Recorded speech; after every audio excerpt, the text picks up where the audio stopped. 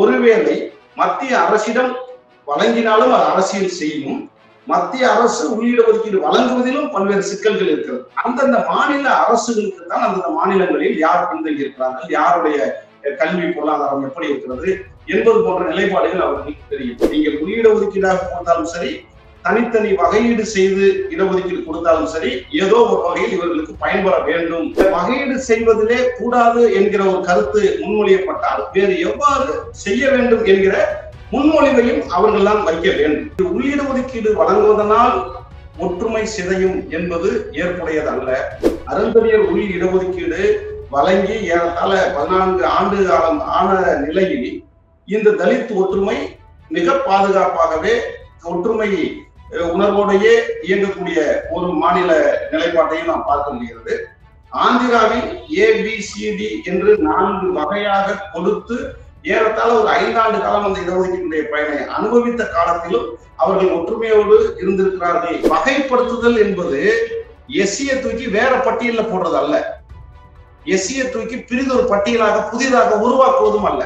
அதுக்கு அரசியல் அதிகாரத்துல தமிழக அரசுக்கு உரிமை வழங்கல. அரசியலமைப்பு சட்டம் 341 எந்த மாற்றமும் வராது, அது பாதுகாப்பாகவே இருக்கும். சேர்க்கிற உரிமை நீக்கிற உரிமை மாநில அரசுகளுக்கு வழங்கவில்லை. எனவே இவர்களால் எண்ணிக்கையை சிதறடிக்க முடியாது. எண்ணிக்கை ஒற்றுமை அங்கேயே இருக்கும். அவெல்லாம் சக்கலையா, நீங்களும் சக்கலையா, ஏன் எதிர்க்கிறீங்க? அவன் எதிர்க்கிறானா, நீங்களும் எதிர்க்கலங்கிறது எவ்வளவு சாதி. எங்களை சாதியவாதிகளாக சித்தரிக்கிற சாதிய மனநிலையில் இருக்கிற ரவிக்குமார் போன்றவர்கள் முயற்சிக்க வேண்டாம் என்பதுதான் என்னுடைய கருத்து. நீதிமன்றத்தில் மறுசீராய்வு செய்ய வேண்டும் என்று கருதுகிறீர்கள். நான் ரவிக்குமார் போன்றவர்களுடைய சிந்தனையில் மறுசீராய்வு தேவை என்று கேட்கிறேன். அரசியல் காரணங்களுக்காக நாம் பிளவுபட்டு விடக்கூடாது. இந்தியா முழுவதும் ஒற்றை சொல்லாக இருக்க வேண்டும். நாம் மாநில முதலமைச்சர்களாக வர வேண்டும், ஏன் பிரதமராகவே வர வேண்டும். அதெல்லாம் யாருக்குமே மாறுபட்ட கருத்து இல்லையே. அதுக்கு இந்த தீர்ப்பு தடை இல்லை. அதற்கு இன்னும் சொல்ல போனா இந்த தீர்ப்பு அதுக்கு வலு சேர்க்கும். எப்படி சேர்க்கும்னா, அரண்சை நண்பர்களுக்கு வணக்கம். அரண்சை ஊடகம் சுயேட்சையாக இயங்குவதற்காகவே உருவாக்கப்பட்டது. நாம் செய்கிற வேலை உண்மையிலேயே மக்களுக்காக செய்கிறோம் என்பதை நீங்கள் நம்பினால், வாய்ப்பு இருந்தால் இந்த ரேசர் பே QR கோடுக்குள்ளே நீங்கள் அதை ஸ்கேன் பண்ணி எங்களுக்கு உங்களால் இயன்றதை விருப்பம் இருந்தால் ஆதரவு தெரிவிக்கலாம். அரண்சை நேயர்களுக்கு வணக்கம். நான் மதநெறி உலகன். இன்றைய நமது சிறப்பு விருந்தினர் தோழர் நாகை திருவள்ளுவன் அவர்கள்.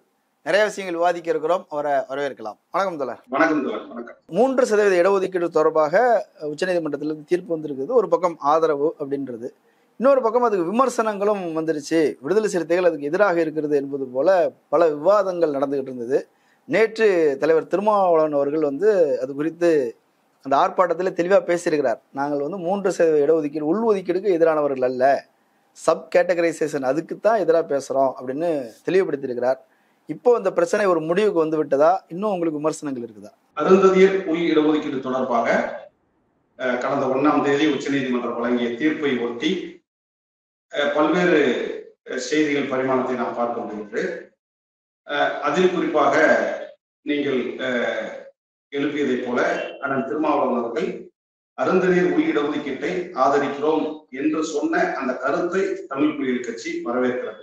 அதே நிலையில் இந்த உள்ளிட ஒதுக்கீடை வழங்குவதற்கான அதிகாரம் மாநில அரசுக்கு இருக்கிறது என்பதை மறுசீராய்வு செய்ய வேண்டும், அல்லது மாநில அரசிடம் வழங்கினால் அவர்கள் அரசியல் காரணங்களுக்காக பயன்படுத்தக்கூடும் என்கிற ஐயம் நிலவுகிறது. எனவே இதை மறுசீராய்வு செய்ய வேண்டும் என்கிற ஒரு கருத்தையும், அதே போல வகைப்படுத்துதல் கூடாது என்கிற ஒரு கருத்தையும் அவர்கள் முன்வைக்கிறார்கள் என்பதை நம்மால் அந்த கருத்தில் இருந்து அவர்களுடைய உரையிலிருந்து அறிய முடிகிறது. 2 செய்தி. இந்த வகைப்படுத்துதல் கூடாது, அது பிளவுகளை உருவாக்கும் அல்லது தலித் மக்களினுடைய அந்த பெரும்பான்மை எண்ணிக்கையை சிதைத்துவிடும் என்பது 2 வாதங்களாக முன்வைக்கப்படுகிறது. இந்த 2 வாதங்களுக்குமே அடிப்படையான ஆதாரங்கள் இல்லை என்பதை நான் இங்கே பணிவோடு பதிவு செய்ய கடமைப்பட்டிருக்கிறேன். கூடுதலாக அந்த ஒற்றுமை சிதையாமல் அவர்கள் இடஒதுக்கீடை பெற்றுக்கொண்டே ஒற்றுமையாக வாழ்ந்ததற்கான காரணங்கள் நம் கண்முன்னாலேயே இருக்கிறது. ஒன்று, தமிழ்நாடு அருந்ததியர் உள் இடஒதுக்கீடு வழங்கி ஏறத்தாழ 14 ஆண்டு காலம் ஆன நிலையில் இந்த தலித் ஒற்றுமை மிக பாதுகாப்பாகவே ஒற்றுமை உணர்வோடையே இயங்கக்கூடிய ஒரு மாநில நிலைப்பாட்டையும் நாம் பார்க்க முடிகிறது. ஆந்திராவில் ABCD என்று 4 வகையாக கொடுத்து ஏறத்தாழ ஒரு 5 ஆண்டு காலம் அந்த இடஒதுக்கீட்டுடைய பயனை அனுபவித்த காலத்திலும் அவர்கள் ஒற்றுமையோடு இருந்திருக்கிறார்கள் என்கிற உதாரணமும் நமக்கு இந்த இடஒதுக்கீட்டினால் எந்த விதமான பாகுபாடு இருக்காது, ஒற்றுமை சிதையாது என்பதற்கு 2 காரணங்களுமே நம் கண் முன்னால் இருக்கிறது. எனவே நாம் ஐயப்பட வேண்டிய அவசியம் இல்லை என்று தமிழ் புலிகள் கட்சி கருதுகிறது. மற்றொன்று, இது மாநில அரசு அரசியல் காரணங்களுக்காக பயன்படுத்தப்படும் என்கிற ஐயமும் நமக்கு தேவையில்லை என்பது என்னுடைய கருத்து. ஏனென்றால் மத்திய அரசிடம் இருக்கிற நிலையில் அது அரசியல் செய்யறா என்றால் மத்திய அரசும் அரசியல் காரணங்களுக்காக இதை பயன்படுத்தக்கூடிய வாய்ப்புகள் இருக்கும். எனவே அரசியல் காரணம் என்பது மாநில அரசுகளுக்கும் இருக்கும், மத்திய அரசுக்கும் இருக்கும். அது நமக்கு எதிராக வருகிற போது நாம் அனைவரும் ஒன்றாக நின்று எதிர்த்து களமாட வேண்டிய களம். நாம் அதில் ஒன்றாகவே நிற்போம் என்பதையும் நான் இந்த இடத்தில் பதிவு செய்ய விரும்புகிறேன்.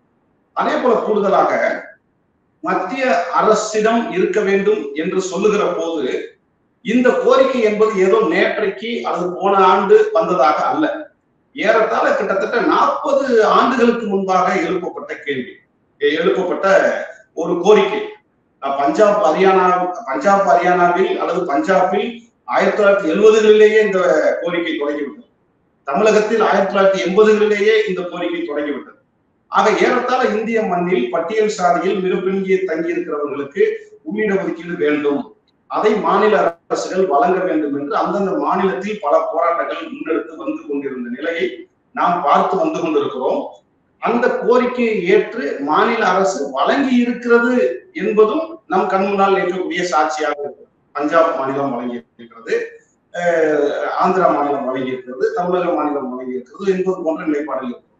இப்பொழுது நாம் பார்க்க வேண்டிய செய்தி என்னவென்றால், மாநில அரசிடம் கேட்டு 40 ஆண்டு கால போராட்ட வரலாற்றில் நாம் எப்போதுமே இதை மாநில அரசிடம் கேட்காதீர்கள், இப்படி கேட்டால் அவர்கள் அரசியல் காரணங்களுக்காக பயன்படுத்திடுவார்கள், நாம் எல்லோரும் சேர்ந்து மத்திய அரசிடம் கேட்போம் என்று நாம் அவர்களிடத்தில் இதுவரை பேசியது கிடையாது.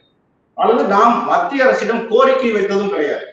இது போல இந்தியா முழுவதும் ஒரு கோரிக்கை எழுந்து வருகிறது, நாங்கள் மாநில அரசிடம் இதை கொடுக்க நாங்கள் விரும்பவில்லை, எனவே மத்திய அரசாக இருக்கிற நீங்கள் பின்தங்கி இருக்கிற மக்கள் பயன்படும் வகையில ஒரு சட்ட திருத்தத்தை கொண்டு வாருங்கள் என்று விடுதலை சிறுத்தைகள் கட்சியின் சார்பில் இதுவரை மத்திய அரசிடம் அப்படி ஒரு கோரிக்கை வைத்ததாக தெரியவில்லை. பாராளுமன்றத்தில் அப்படி ஒரு குரல் எழுப்பியதாக தெரியவில்லை. இப்பொழுது தீர்ப்பு வந்த பிறகு அப்படி ஒரு கோரிக்கையை வைக்கிற போதுதான் இந்த நெருடல்கள், இந்த சந்தேகங்கள், இந்த ஐயப்பாடுகள் பிற இயக்கங்களுக்கு எழுகிறது. எனவே நாம் மத்திய அரசிடம் இதை வைக்க வேண்டும் என்று கோரிக்கை வைக்கிற போதே நாம் பல்வேறு வகையான விமர்சனங்களுக்காக இல்லை என்றாலும் கூட மத்திய அரசு இதுவரை அப்படி செய்ததாக வரலாறு இல்லை. மத்திய அரசிடம் நாம் செய்ய சொன்னதாகவும் சான்றுகள் இல்லை. எனவே இப்பொழுது வழங்கி இருக்கிற தீர்ப்பு என்பது வரவேற்கத்தக்க தீர்ப்பாகத்தான் நாம் இதை பார்க்க வேண்டும். ஒருவேளை மத்திய அரசிடம் வழங்கினாலும் அது அரசியல் செய்யும்.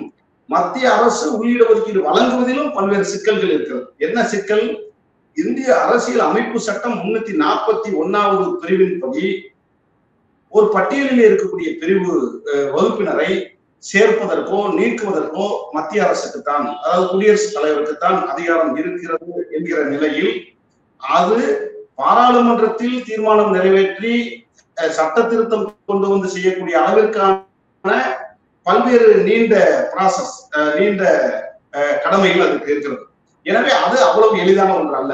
ஒருவேளை அது கடினமாக இருந்தாலும் கூட தேவை ஏற்படுகிற போது அரசியலமைப்பு சட்டத்தை திருத்துவதில் எந்த விதமான தவறும் கிடையாது. மக்களுக்காகத்தான் சட்டமே ஒழிய சட்டத்திற்காக மக்கள் அல்ல.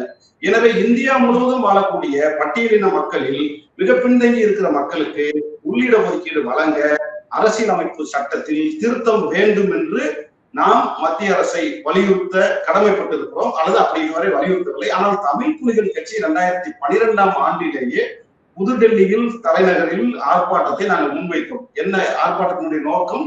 இதுதான், அரசியலமைப்பு சட்டத்தில் திருத்தம் கொண்டு வாருங்கள் அல்லது மாநில அரசிடம் இந்த உரிமையை தாருங்கள். 2ல ஒண்ணுதானே, ஒண்ணு மத்திய அரசு கொடுக்கணும் அல்லது மாநில அரசு கொடுக்கணும். ஒண்ணு மத்திய அரசு கொடுங்க, இல்லைன்னா மாநில அரசுக்கு அந்த அதிகாரத்தை கொடுங்க. மத்திய அரசுக்கு கொடுக்கறதுக்கு அதிகாரத்துல லாங் ப்ராசஸ்னா அந்த சட்டத்தை திருத்துங்க. ஏதோ ஒரு வகையில் மத்திய அரசோ மாநில அரசோ வழங்க வேண்டும் என்பதுதான் இந்த மக்களினுடைய கோரிக்கை. ஆனால் தமிழ் புலிகள் கட்சி இப்பொழுது மாநில அரசுக்கு கொடுக்கப்பட்டிருக்கிற இந்த தீர்ப்பை வரவேற்கிறோம். ஏனென்றால் அந்தந்த மாநில அரசுகளுக்கு தான் அந்தந்த மாநிலங்களில் யார் பின்தங்கி இருக்கிறார்கள், யாருடைய கல்வி பொருளாதாரம் எப்படி இருக்கிறது என்பது போன்ற நிலைப்பாடுகள் அவர்களுக்கு தெரியும். இன்னொன்று, மத்திய அரசே இடஒதுக்கீடு வழங்க வேண்டும் என்றாலும் கூட மத்திய அரசு யாரிடம் புள்ளிவிவரம் கேட்க போறது? மாநில அரசிடம் தான் கேட்க போகிறது. மாநில அரசு தான் யார் யார் பின்தங்கி இருக்கிறார்கள், யார் யார் கல்வி வேலைவாய்ப்பில் பயனடையாமல் இருக்கிறார்கள் என்கிற புள்ளி விவரத்தையும் மாநில அரசு தான் தரப்போகிறது. எனவே மாநில அரசே அந்த தமிழ் புலிகள் கட்சி கருதுகிறது. ஒருவேளை இது ஏதேனும் ஐயம் ஏற்படுகிறது என்பதாகவே வைத்துக் கொண்டாலும் கூட நாம் ஒரு முன்மொழிவை இங்கே சொல்ல வேண்டிய கடமை இருக்கிறது. குறிப்பாக வகையீடு செய்வதிலே அரசியல் காரணங்களுக்காக அந்த மாநில அரசுகள் பயன்படுத்தி விடுவார்கள் என்கிற ஐயம் இருக்கிறது என்று சொன்னால், வகையீடு செய்யாமல் எப்படி உள்ளிட ஒதுக்கீடு வழங்குவது? என்னை பொறுத்தவரை உள்ளிட ஒதுக்கீடு வழங்குவதிலே விடுதலை சிறுத்தைகள் ஆதரிக்கிறது உறுதியாக இருக்கிறது, அது மாற்று கருத்து இல்லை. அப்படி என்றால் உள்ளிட ஒதுக்கீடு எப்படி வழங்குவது என்பதில்தான் நமக்கு இருக்கிற மாறுபட்ட கருத்து. தமிழ் புலிகள் கட்சியுடைய நிலைப்பாடை பொறுத்தவரை நீங்கள் உள்ளிட ஒதுக்கீடாக கொடுத்தாலும் சரி, தனித்தனி வகையீடு செய்து இடஒதுக்கீடு கொடுத்தாலும் சரி, ஏதோ ஒரு வகையில் இவர்களுக்கு பயன்பெற வேண்டும் என்பதுதான் எங்களுடைய நிலைப்பாடு. அதே சமயத்தில் வகையீடு செய்வதிலே கூடாது என்கிற ஒரு கருத்து முன்மொழியப்பட்டால் வேறு எவ்வாறு செய்ய வேண்டும் என்கிற முன்மொழிவையும் அவர்கள் தான் வைக்க வேண்டும். என்னை பொறுத்தவரை 2 வகையில் தான் இடஒதுக்கீடு வழங்க முடியும். ஒன்று தனி இடஒதுக்கீடு, மற்றொன்று உள்ளிட ஒதுக்கீடு. உள்ளிட ஒதுக்கீடை நாம் வரவேற்கிறோம் என்றால் இதே போல இந்தியா முழுவதும் தாருங்கள் என்று நீங்கள் சொல்லலாம். அது சரி. ஒருவேளை அருந்ததியர்களுக்கு கொடுக்கப்பட்ட உள்ளிட ஒதுக்கீடு சரியானது, வரவேற்கத்தக்கது என்கிற நிலைப்பாடு உண்மை என்கிற போதில் அருந்ததியர்களுக்கு தமிழகத்தில் வழங்கியதை போலவே இந்தியா முழுவதும் இருக்கிற மாநில அரசுகளுக்கு வழங்கக்கூடிய அதிகாரத்தை தாருங்கள் என்று நாம் முன்மொழியலாம். இல்லை என்றால் வேறு ஏதேனும் மாநிலத்தில் நாம் விரும்பியதை போல வழங்குகிறார்கள் என்றால் அதை போல இந்தியா முழுவதும் தாருங்கள் என்று சொல்லலாம். இல்லை என்றால் விடுதலை சிறுத்தைகளே ஒரு முன்மொழிவை முன்வைக்கலாம். இப்படிப்பட்ட அடிப்படையில் நாங்கள் இடஒதுக்கீடை தாருங்கள் என்று நாங்கள் கோரிக்கை வைக்கிறோம் என்று சொல்லலாம். அது சரி என்கிற பட்சத்தில் அதையும் நாம் பரிசீலிக்கலாம். நம்மை பொறுத்தவரை உள்ளிட ஒதுக்கீடோ இடஒதுக்கீடோ அல்லது 3வது வகையில் நீங்கள் முன்மொழியக்கூடிய கருத்தோ அனைத்தையும் நாம் பரிசீலிக்க தயாராக இருக்கிறோம். ஆனால் இப்பொழுது வழங்கி இருக்கக்கூடிய உள்ளிட ஒதுக்கீட்டிற்கு சேதாரம் இல்லாத நாம் ஒரு வகையான கவனத்தில் வைக்க வேண்டிய கடமை இருக்கிறது. 3வதாக வைத்தாலும் சரி அல்லது இந்த வகையீட்டை எதிர்த்தாலும் சரி, அருந்ததியர் இடஒதுக்கீட்டிற்கு அது ஒரு பாதிப்பை விளைவிக்கும் என்கிற நிதர்சன உண்மையை நாம் கவனத்தில் கொள்ள வேண்டும். எனவே அருந்ததியர் உள்ளிட ஒதுக்கீடு என்பது ஏதோ அருந்ததியர்களுக்கான பிரச்சனையாக மட்டுமில்லை. இதை வைத்துத்தான் இந்தியா முழுவதும் இருக்கிற பின்தங்கி இருக்கிற மக்களினுடைய வாழ்வாதாரம் கேள்விக்குறியாக்கப்படக்கூடிய நிலையை மாற்ற முடியும். எனவே இந்த உள்ளிட ஒதுக்கீடு சரி என்கின்ற பட்சத்தில் இந்த உள்ளிட ஒதுக்கீடை போலவே இந்தியா முழுவதும் வழங்க வேண்டும் என்பதுதான் நியாயமான முன்மொழிவாக இருக்க முடியும். அதையும் தமிழ் புலிகள் கட்சி வரவேற்க கடமை. திருமாவர்களுடைய கருத்து இதுதான் அப்படின்னா எங்களுக்கு பிரச்சனை இல்லை அப்படின்றத சொல்லியிருக்கிறீங்க. அது உள் இடஒதுக்கீடை அவர் ஆதரிக்கிறேன்னு சொல்லியிருக்கிறார். விசிக்கு ஆதரவோடு தான் அது நடைமுறைக்கு வந்தது. நான் வரலாற்று சாதனை என்று ரவிக்குமார் அவர்கள் அதை பேசியிருக்கிறார் அப்படிலாம் சொல்றார். அது எங்களுக்கு பிரச்சனை இல்லை. நீண்ட கால நோக்கில் தலித்துகளின் ஒற்றுமை, இப்போ தலித்துகள் இந்தியாவில் 1971 அந்த மக்கள் தொகை கணக்கீடு அந்த நேரங்களில் 20% அப்படி 18% 20% இருக்கிறாங்க அப்படின்னா இன்னைக்கு 25% வந்துட்டாங்க. எஸ்டி மக்கள் 7.5% அப்படின்னா கிட்டத்தட்ட 35% தலித்துகள் இருக்கிறாங்க. 30%க்கு மேலே இருந்தாலே நீங்கள் மத்தியிலே ஆட்சி அமைக்கலாம் அப்படிங்கிற ஒரு வாய்ப்பு இருக்குது. மாநிலத்திலையும் ஆட்சி அமைக்க முடியும். ஒரு கூட்டணி 2 கட்சி கூட்டணி சேர்த்துட்டீங்கன்னா ஒரு தலித் முதல்வர் ஆகிட முடியும் அப்படிங்கிற ஒரு யதார்த்தமும் இருக்குது. தலித்துகளை இப்படி துண்டு துண்டாக பிரித்து விட்டால் நிரந்தரமாக ஒருவருக்கு இடையே ஒருவர் ஒரு சுவர் எழுப்பிட்டாங்க அப்படின்னு சொன்னா தலித் ஒற்றுமை சாத்தியமே இல்லாம போயிடும். அதுக்கப்புறம் எதிர்காலத்துல ஒரு தலித் முதலமைச்சரே வர முடியாது, தலித் பிரதமர் ஆக முடியாது, அதிகாரத்தை நோக்கி நகர்வு என்பதே இல்லாமல் போய்விடும். அதன் பிறகு இடஒதுக்கீடு இல்லாம கூட போயிடலாம். அப்படி ஒரு ஆபத்து இருக்குது. ஸோ அம்பேத்கர் ரொம்ப தெளிவாக தலித் ஒற்றுமை அப்படிங்கிற ஒரு கனவு அவருக்கு இருந்தது. அதை சாத்தியப்படுத்தணும் என்பதற்காக அவர் முயற்சி செய்தார். அப்போ தலித்துகள் ஒற்றுமையாக இருக்கிறார்களான்னா இல்லை, காலந்தோறும் அப்படி ஒற்றுமையாக இல்லை. இருக்க வேண்டிய தேவை இருக்கிறதா இல்லையா என்று தோழர் திருமா கேள்வி எழுப்புறாரு இல்லையா? இது மிக முக்கியமானது. தலித்துகளை அதிகாரப்படுத்துவது என்பதில் தலித் ஒற்றுமை என்பது மிக முக்கியம். 2% 3% துண்டு துண்டா பிரிச்சுட்டேன்னா அவங்க இன்னைக்கு பொதுவா பட்டியல் சாதின்னு இருக்கலாம், பின்னாளில் அது துண்டு துண்டா உடஞ்சு போயிருங்கிற ஒரு கவலை இருக்குல்ல, அது நியாயமானது தானே? அந்த கவலை நியாயமானது என்பதிலே நமக்கு எல்லளவும் மாற்று கருத்து இல்லை. இன்னொன்று, அந்த கருத்தில் தமிழ் புலிகள் கட்சி உடன்படுகிறது. இந்தியா முழுவதும் இருக்கிற பட்டியலின மக்கள் ஒற்றுமையாக இருக்க வேண்டும், அவர்களுடைய எண்ணிக்கை சிதறக்கூடாது, அவர்கள் ஒரு அரசியல் ஆளுமையாக வருவதற்கு அம்பேத்கர் வடிவமைத்து கொடுத்த அந்த அரசியலமைப்பு சட்டத்தை பாதுகாக்க வேண்டும் என்பதிலே எல்லாம் எந்த விதமான மாறுபட்ட கருத்தும் கிடையாது. இந்த கருத்தோடு தான் தமிழ் புலிகள் கட்சியும் இயங்கிக் கொண்டிருக்கிறது என்பதை நான் பதிவு செய்ய கடமைப்பட்டிருக்கிறேன். அதே நேரத்தில் இது உள்ளிட ஒதுக்கீடு வழங்குவதனால் ஒற்றுமை சிதையும் என்பது ஏற்புடையது அல்ல. இந்த உள்ளிட ஒதுக்கீடு வழங்குவதனால் அல்லது வகைப்படுத்தி வழங்குவதனால் பட்டியலின மக்களுடைய எண்ணிக்கை சிதறிவிடும் என்பதற்கான முகாந்தரம் இல்லை. அதைத்தான் நான் சொன்னேன். ஆந்திராவில 4 வகை, நமக்கு 2 இடஒதுக்கீடுமே ஒரு முன்மாதிரி தாங்க. தமிழ்நாட்டுல கொடுத்திருக்கிறது உள்ளிட ஒதுக்கீடு, ஆந்திராவில் வழங்கப்பட்டிருந்தது வகையீடு, ABCD அப்படிங்கிற இடத்துல வகையீடு. இப்ப இந்த 2 மாடல்ல தமிழகத்தில் வழங்கப்பட்டிருக்கிற அந்த முன்மாதிரியை நாம் வரவேற்கிறோம், ஆந்திராவில் வழங்கப்பட்டிருப்பதை நாம் ஏற்க மறுக்கிறோம் என்பதுதான் அவர்களுடைய ஒரு வாதமாகும். நான் என்ன சொல்றேன்னா, இப்ப ஆந்திராவில 4 வகையாக பிரிச்சு ஏறத்தாழ 5 வருஷம் அங்க இடஒதுக்கீடு முறை நடைமுறையில் இருந்து 1995 இருந்து இது நடைமுறைக்கு வந்துருச்சு. தெலுங்கானா ஆந்திரா பிரிந்த பிறகும் அது நடைமுறையில் இருக்குதுன்னு சொல்றாரு. அந்த நடைமுறையில் இருந்த காலத்தில் அந்த பட்டியல் சாதிக்குள்ளாக இருந்த பிரிவினர் அந்த பட்டியலுக்குள்ளாகத்தான் இருந்தார்களே தவிர பட்டியலை விட்டு யாரும் வெளியேறல. இன்னொன்னு, அந்த அந்த அந்த வகையீடு செய்து இடஒதுக்கீடு நடைமுறையில் இருந்த காலத்திலும் எண்ணிக்கையிலும் எந்த மாற்றமும் இல்லை. எண்ணிக்கையில இருந்து இவங்க வெளியே போகல, எண்ணிக்கையை புதுசா சேர்க்கல. சோ எண்ணிக்கை சிதறாமல் தான் வகையீடு செய்து ஆந்திராவில் வழங்கினார்கள். வழங்கிய காலத்தில் அவர்களிடத்துல எந்த முரண்பாடும் கிடையாது. இன்னும் சொல்ல வேண்டும் என்று சொன்னால், அப்படி வழங்கியதனால்தான் அனைவருக்குமான இடஒதுக்கீட்டை நுகர முடிந்தது என்கிற ஒரு வரலாற்று உண்மையை அவர்கள் வெளிப்படுத்துகிறார்கள். எனவே வகையீடு செய்வதனால் எண்ணிக்கை சிதைவு ஏற்படாது, வகையீடு செய்வதனால் ஒற்றுமையின்மை ஏற்படாது. ஒருவேளை வகையீடு செய்வதிலே உங்களுக்கு ஐயம் இருக்கிறது என்று சொன்னால் வேறு எவ்வாறு இடஒதுக்கீட்டை வழங்க வேண்டும் என்று விடுதலை சிறுத்தைகள் கருதுகிறது, அதை வெளிப்படையாக சொல்ல வேண்டும் என்பதுதான் எங்களை போன்றவர்களுடைய கருத்து. வெளிப்படையாக சொல்லுகிற போதுதான் அதனுடைய உண்மைத்தன்மை, அதனுடைய சாராம்சம், அதனுடைய செய்திகளை நாம் நுகர முடியும். எனவே இப்பொழுது வழங்கியிருக்கிற தீர்ப்பு சரியானது, இந்த அடிப்படையில் வழங்க வேண்டும் என்பதுதான் நியாயமாக இருக்கும். அவங்க என்ன சொல்றாங்க அப்படின்னா, இதை யார் செய்யணும் என்பதில் தான் எங்களுக்கு மாற்று கருத்து இருக்குது. மாநில அரசு இன்னைக்கு திமுக இருக்குதுன்னா நாளைக்கு இருக்குமா? இருக்காது. வேற ஒரு கவர்மெண்ட் வரலாம், வேற ஒரு கவர்மெண்ட் வரும். தமிழ்நாடு அரசு என்பதுதான் நிரந்தரமே தவிர திமுக என்பது நிரந்தரம் இல்ல. கட்சிகள் மாறிட்டே இருக்கும். யாரு வேணா அவங்கவுங்க அரசியல் நோக்கத்துக்காக எப்படி வேணா மாத்திரலாம். அதனாலதான் இந்த அதிகாரம் என்பது மாநிலத்துக்கு கூடாது, மத்தியில இருக்கணும்னு சொல்றாங்க. நான் என்ன கேட்கிறேன்னா, இது நாள் வரையிலும் மத்தியில தானே இருந்தது. நீங்க சொல்லுங்க, இப்பதானே தீர்ப்பு மாநில அரசுக்கு கொடுக்கலாம்னு சொல்லி இருக்கிறாங்க. அப்ப இதுக்கு முன்னாடி எல்லாம் இது மத்திய அரசுக்கு தானே இருந்தது. மத்திய அரசு செஞ்சாங்களா? நாம செய்ய சொல்லி ஏதாவது போராட்டம் எடுத்திருக்கிறோமா? நாம வலியுறுத்தி இருக்கிறோமா? பாராளுமன்றத்தில் பேசி இருக்கிறோமா? ஏதாவது பேரணி, ஆர்ப்பாட்டம் என்று ஊர்வலம் எடுத்திருக்கிறோமா? இதுவரை மத்திய அரசிடம்தான் இருந்தது. நாமும் மத்திய அரசே வழங்கு என்று கோரிக்கை வைக்கவில்லை. அந்தந்த மக்கள் மாநில அரசிடம் கேட்டார்கள், மாநில அரசு வழங்கி இருக்கிறது. எனவே மாநில அரசு வழங்கிய பிறகு வழங்கக்கூடாது, மத்திய அரசு தான் வழங்க வேண்டும் என்று நாம் எந்த விதமான போராட்டத்தை எடுக்காமல், வலியுறுத்தாமல், கோரிக்கை வைக்காமல் அது வைக்க வேண்டும் என்று இப்பொழுது சொல்லுவது ஒரு சந்தேகத்தை தானே, ஒரு ஐயத்தை தானே நமக்கு ஏற்படுத்தும். மத்திய அரசு அரசியல் செய்யாதா? முற்படுத்தப்பட்ட வகுப்பினர்களுக்கு பொருளாதார அடிப்படையில் இடஒதுக்கீடு வழங்குறது மத்திய அரசு தானே, அது அரசியல் இல்லையா? அது எவ்வளவு பெரிய நம்ம எல்லாம் மீறிதானே அது வழங்கினாங்க, நமக்குள்ள அது உடன்பாடு இல்லையே. அப்ப மத்திய அரசும் அரசியல் செய்யத்தான் செய்யும். நாம் வைக்க வேண்டியது என்னன்னா, மத்திய அரசோ மாநில அரசோ அரசியல் செய்யாமல் இடஒதுக்கீட்டை பகிர்ந்தளிக்க வேண்டும் என்கிற போராட்டத்தை தான் நாம் முன்னெடுக்கணும்.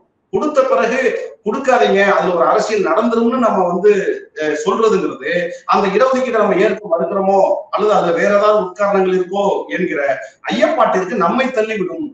அந்த நிலைப்பாட்டில் விடுதலை சிறுத்தைகள் இருக்கக்கூடாது என்பதுதான் நான் தோழமையோடு பதிவு செய்கிற கடமை. இன்னொன்று மத்திய அரசிடம் இருந்து இதுவரை வழங்கல. மத்திய அரசு அப்படி ஈஸியா வழங்க முடியாது.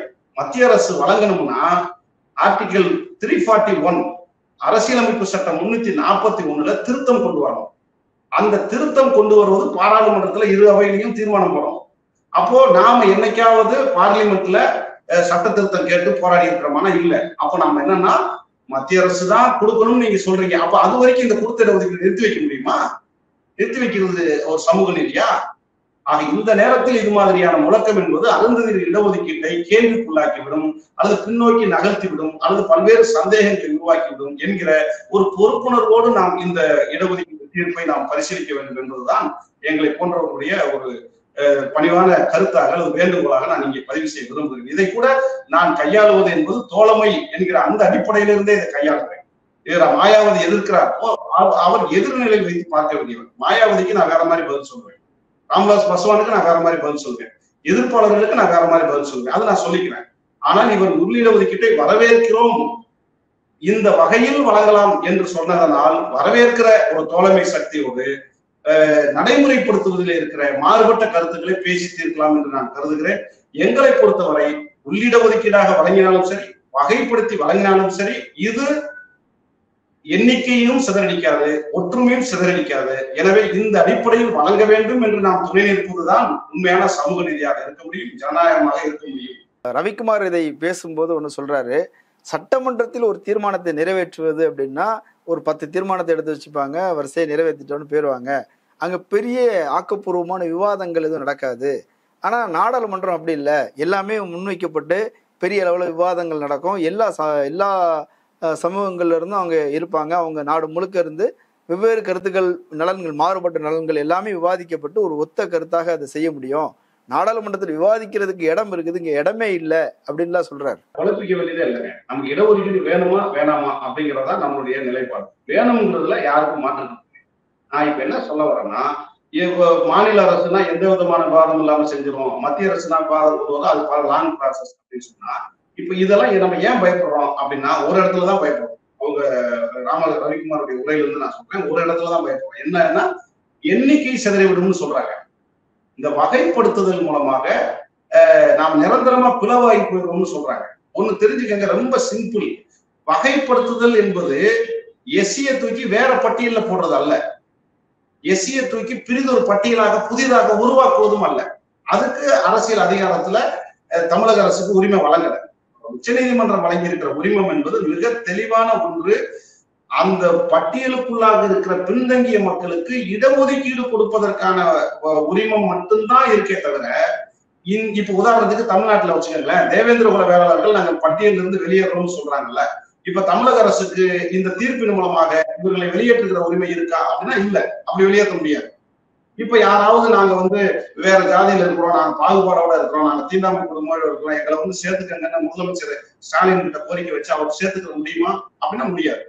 சோ அரசியலமைப்பு சட்டம் 341 எந்த மாற்றமும் வராது, அது பாதுகாப்பாகவே இருக்கும். அம்பேத்கர் கொண்டு வந்த அந்த கான்ஸ்டிடியூஷன் பாதுகாப்பாகவே இருக்கும். அம்பேத்கரை நம்ம துணைக்கு இதுல அழைக்க வேண்டிய அவசியமே இல்லை. அம்பேத்கர் கொண்டு வந்த கான்ஸ்டிடியூஷன் பாதுகாப்பாகவே இருக்கிறது. ஒருவேளை அம்பேத்கர் கொண்டு வந்த கான்ஸ்டிடியூஷனில் பாதுகாப்பு கேள்விக்குறியாகிற போது களத்தில் இறங்கி போராடுவதற்கு தமிழ் புலிகளும் தயாராக இருக்கிறோம்.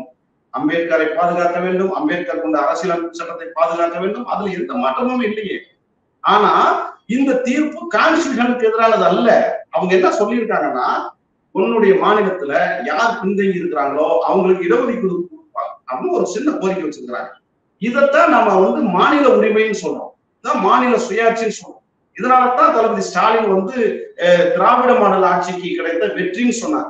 சோ இதெல்லாம் மாநில உரிமை பேசுகிற நாமளே இது மாதிரி ஒரு ஐயத்தை காரணம் காட்டி மாநில உரிமைகளை மீண்டும் மத்திய அரசுக்கு வழங்குவது என்பது நாம் முன்னெடுத்த மாநில சுயாட்சி கொள்கைகளுக்கு, மாநில உரிமைகளுக்கு எதிரான போராட்ட காலத்திற்கு ஒரு ஏற்புடையது இல்லாதாக மாறிவிடும். எனவே என்னை பொறுத்தவரை இந்த மாநில அரசுகளுக்கு வழங்கி இருக்கிற உரிமையின் மூலமாக அதான் நான் திரும்ப அம்பேத்கருக்கு பாதிப்பு வராது, அம்பேத்கர் அரசியலமைப்பு சட்டத்துக்கு பாதிப்பு வராது, சேர்க்கிற உரிமை நீக்கிற உரிமை மாநில அரசுகளுக்கு வழங்கவில்லை.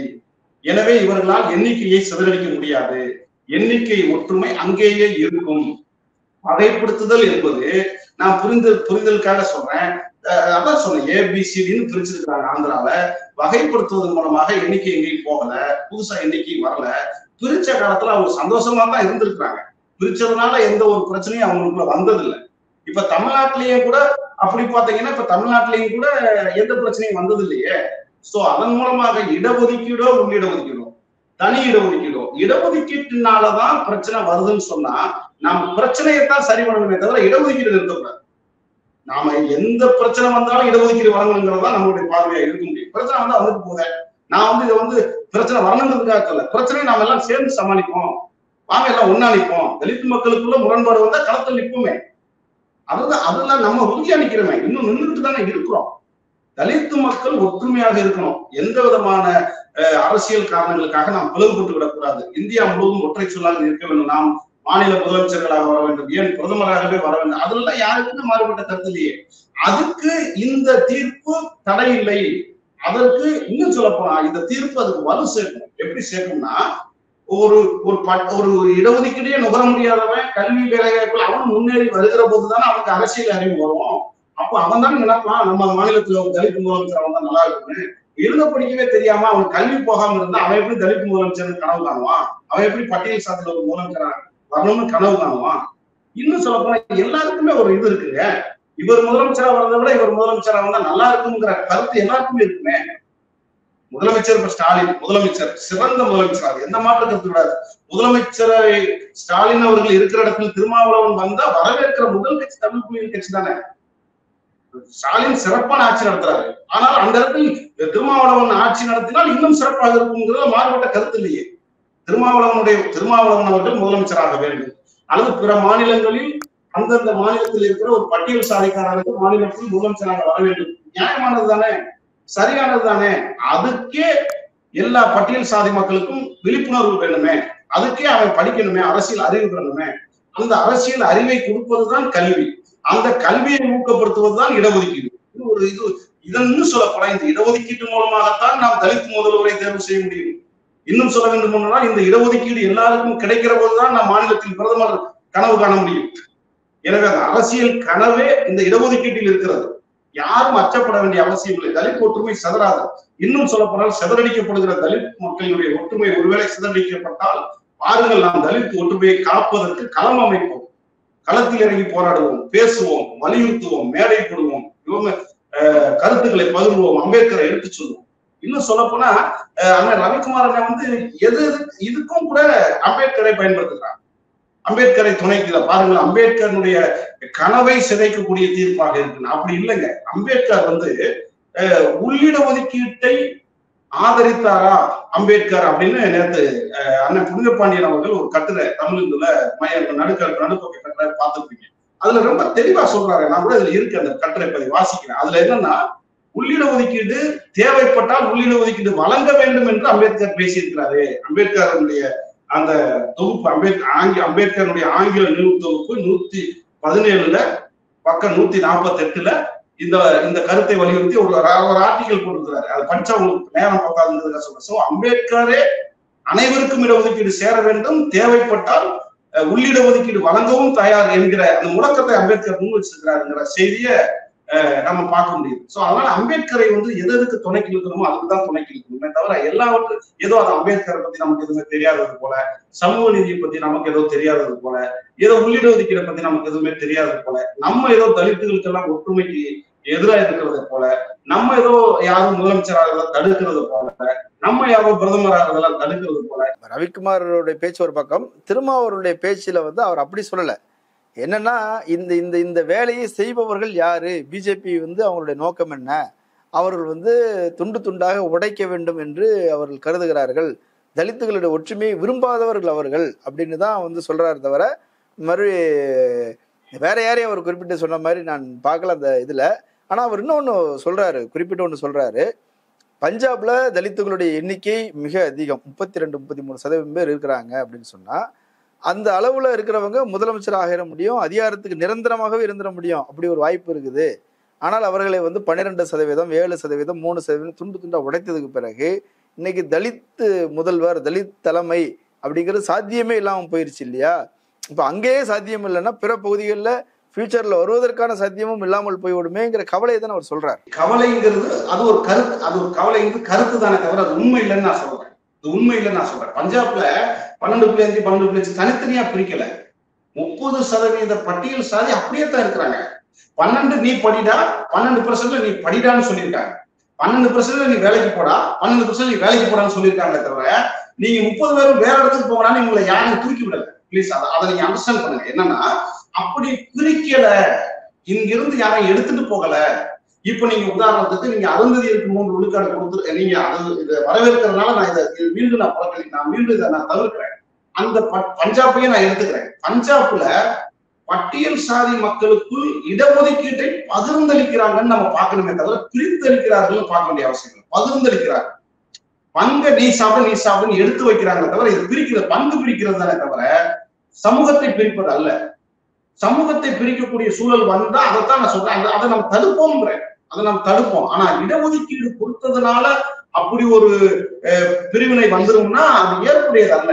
ஏன்னா ஒண்ணுதான், நான் ரொம்ப ரிக்வெஸ்டாவோ அல்லது எப்படி வேணாலும் எடுத்துக்கோங்க, ஒரு இடஒதுக்கீடை பத்திய ஒரு புரிதலுக்கு அண்ணன் ரவிக்குமார் வரணுங்கிறதா என்னுடைய வேண்டுகோள். இடஒதுக்கீடை பத்தி புரிதல் இல்லையா, புரிதல் இருந்துக்கிட்டு புரிதல் இல்லாத மாதிரி நீங்க நடிக்கிறீங்களாங்கிறத நீங்க தெளிவுபடுத்தணும். இடஒதுக்கீடு கேட்கிற போதெல்லாம், இடஒதுக்கீடு யார் கேட்டாலும் கேட்கிற போதெல்லாம் இடஒதுக்கீட்டை எதிர்க்கக்கூடியவர்கள் சனாதானவாதிகளாகத்தான் இருந்திருக்கிறாங்க. அதை நீங்க கவனமா புரிஞ்சுக்கணும். இப்ப நீங்க அம்பேத்கர் இடத்தை வாக்குரிமை கேட்கும் போது என்ன சொன்னாரு? ஏன் இந்துக்களை பிரிக்கிறீங்கன்னு சொன்னாரு காந்தி. அம்பேத்கர் இரட்டை வாக்குரிமை கேட்கும் போது ஏன் பிரிக்கிறீங்கன்னு காந்தி ஒப்பாரி வச்சாரு.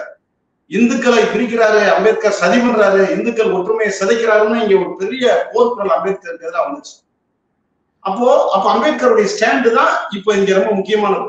காந்தியோட ஸ்டாண்டும் அம்பேத்கரோட ஸ்டாண்டு இங்க அப்படியே பொருந்தும்.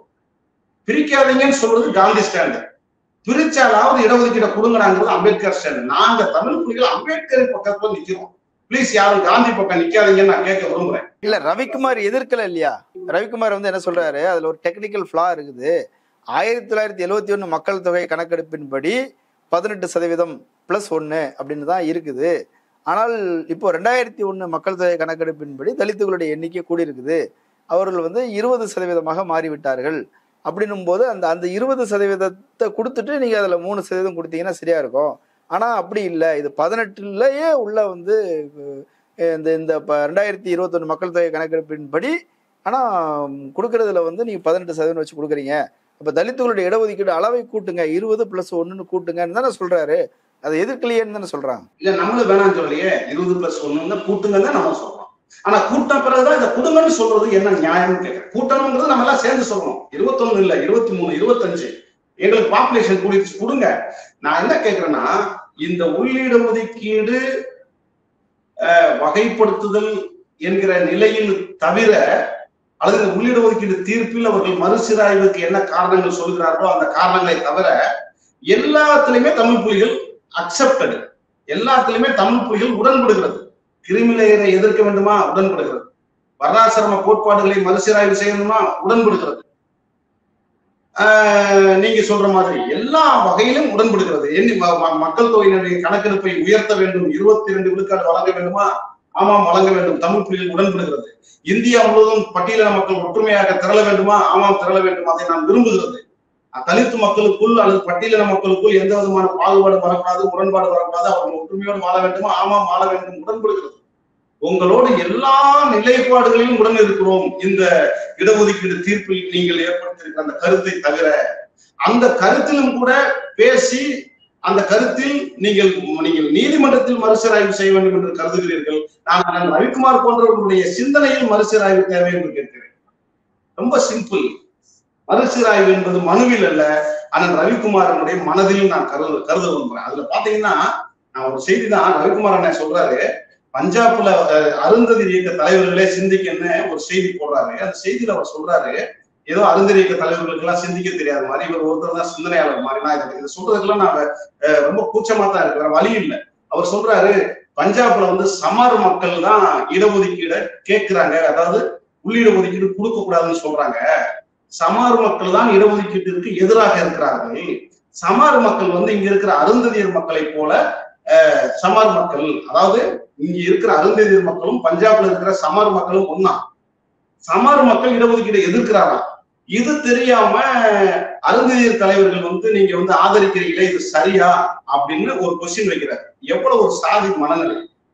பஞ்சாப்ல சமாருங்கிறது அருந்ததியர் சாதிக்கு நிகராக இருக்கிறது என்பதற்காக பஞ்சாபில் சமார் இடஒதுக்கீடை நாங்கள் தான் அனுபவிப்போம், வேற யாருக்கும் தராதீங்கன்னு சொன்னா அருந்ததியர்கள் நாங்க வேடிக்கை பார்க்கணுமா?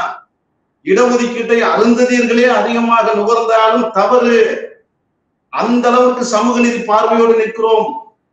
பஞ்சாப்ல இப்ப நீங்க மாயாவதி இங்க இருக்கிற தலித்து, இங்க இருக்கிற அருந்ததியருங்க, அது சமருங்க, செருப்பு வைக்கிற சாதிங்க, இங்க இருக்கிற அருந்ததியர் மாதிரி தாங்க மாயாவதி. நீங்க மாயாவதி ஏன் எதிர்க்கிறீங்க? மாயாவதி சக்கிலியர்ங்கிறதுக்காக நான் மாயாவதி எதிர்க்காம இருக்கணுமா? மாயாவதி சக்கிலியர் என்பதற்காக மாயாவதி சொல்வதெல்லாம் உண்மை என்று ஏற்க முடியாது. பஞ்சாபில் இருக்கிற சாமர்கள் அருந்ததியர்கள், எனவே அவர்கள் இடஒதுக்கீடு ஏற்பதற்காக நாங்கள் எதிர்க்க முடியாது. தமிழகத்திலேயே அருந்ததியர்கள் அதிகமாக இடஒதுக்கீடை நிறைய அனுபவிச்சுக்கிட்டு இதர சாதிகளுக்கு இடஒதுக்கீடு நுகர முடியாத ஒரு நிலை ஏற்பட்டால் அருந்ததியர் சமுதாயமும் இடஒதுக்கீடை பகிர்ந்தளிக்க வேண்டும் என்று போராடுகிற கட்சியாக தமிழ் புலிகள் கட்சி இருக்கும். எங்களுக்கு சாதி அளவுகோல் அல்ல, எங்களுக்கு யார் பின்தங்கி இருக்கிறார்கள், அவர்கள் எந்த சாதியை சார்ந்தவர்கள் என்றாலும். இன்னும் சொல்ல போனா நாங்க இப்ப தமிழகத்திலேயே இன்னும் புதுரை மன்னார் என்கிற ஒரு சமூகம் இருக்கிறது, அது கேள்வி கேட்பாரத்து கிடக்கிறது. அந்த சமுதாயத்திற்கு இடஒதுக்கீடு நாம் எப்படி பகிர்ந்தளிக்க போகிறோம்? அருந்ததியர்களாவது மெல்ல மெல்ல போராடி கோரிக்கையிட வைத்து ஏதோ ஒரு வகையில் இடஒதுக்கீடை பகிர்ந்து விட்டார்களே அல்லது எட்டி பார்த்து விட்டார்களே, இன்னும் எட்டி பார்க்காத புதுரை மன்னார்களுக்கு நாம் என்ன செய்ய போகிறோம் கவலையில தான் தமிழ் புலிகள் கட்சி இருக்கோம்.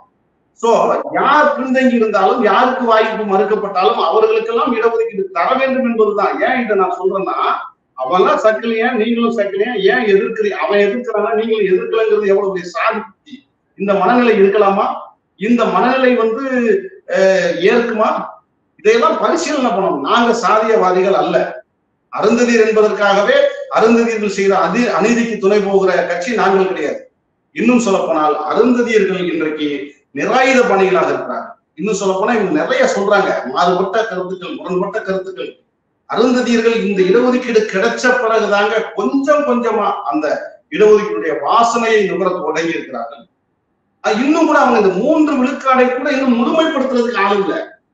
முழுமைப்படுத்த ஆள் இல்லாதனால இதர பட்டியல் சமுதாயத்தை சார்ந்தவர்கள் இங்க இந்த இடஒதுக்கீடு பலன் அடைகிறார்கள். நாம் எதிர்க்கலையே.